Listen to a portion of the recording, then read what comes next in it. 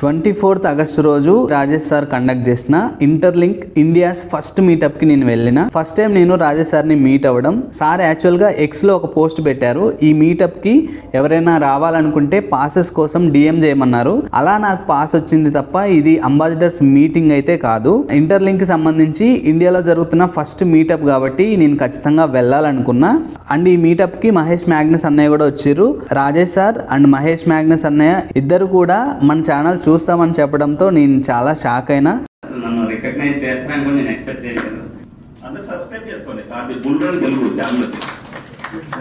ఈవెంట్కి వెళ్ళి ఒక మూలను కూర్చొని జస్ట్ ఆ ఈవెంట్ చూసి వచ్చేద్దాం అనుకున్నా. ఎందుకంటే ఇండియాలో జరుగుతున్న ఫస్ట్ మీటప్ కదా, సో మన ప్రజెన్స్ ఉండాలి అని చెప్పి వెళ్ళిన తప్ప అక్కడ మనల్ని గుర్తుపట్టి స్టేజ్ మీదకి పిలిపించి మాట్లాడతారని అయితే నేను అస్సలు ఎక్స్పెక్ట్ చేయలేదు. స్టేజ్ మీదకి ఎక్కి మాట్లాడాలి అన్నప్పుడు నేను చాలా టెన్షన్ పడ్డా. అప్పుడు రాజేష్ సార్ పక్కనే ఉండి నా భుజం మీద చేసి ధైర్యం చెప్పి మాట్లాడించారు. అండ్ మహేష్ మ్యాగ్నస్ అన్నయ్య కూడా నేను తర్వాత కలిసినప్పుడు మాట్లాడారు. మన ఛానల్ వీడియోస్ అన్నయ్య చూస్తారని చెప్పారు. నేనైతే అసలు ఎక్స్పెక్ట్ చేయలేదు. అండ్ అన్నయ్య ఏం చెప్పారు అంటే, నీ వీడియోస్ లో సబ్స్క్రైబ్ చేయమని నువ్వు ఎందుకు అడగట్లేదు, నువ్వు అడిగితే ఖచ్చితంగా సబ్స్క్రైబ్ చేస్తారు, సో అది ఖచ్చితంగా నువ్వు చెప్పాలి, సో అప్పుడే నీకు మంచి గ్రోత్ ఉంటుంది అని చాలా ఎంకరేజ్ చేశారు. థ్యాంక్ యూ రాజేష్ సార్, ఈ అవకాశం నాకు ఇచ్చినందుకు. మీలాంటి వాళ్ళని కలిసే అవకాశం ఈ మీటప్ ద్వారా నాకు వచ్చింది. And special thank you to Mahesh Magnus అన్నయ్య, చాలా ఎంకరేజ్మెంట్ ఇచ్చారు. నేను అసలు ఎక్స్పెక్ట్ చేయలేదు అంతగా ఎంకరేజ్ చేస్తారని.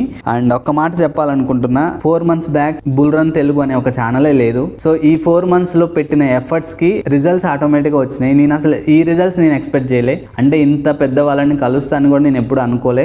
బట్ ఇదంతా మీ వల్లే జరిగింది. Thank you so much. Me support ఇలాగే కంటిన్యూ అవ్వాలని కోరుకుంటున్నా. అండ్ నెక్స్ట్ వీడియోలో ఇంటర్లింక్కి సంబంధించి ఎన్ని ఐటీఎల్జీకి ఎన్ని ఐటీఎల్ వస్తాయని చాలామంది చాలా క్యాల్కులేషన్ చేసుకొని ఉంటున్నారు. సో వాటి గురించి ఒక క్లియర్ క్లారిటీ అయితే ఇవ్వబోతున్నా. సో చూస్తున్నానండి బుల్రన్ తెలుగు.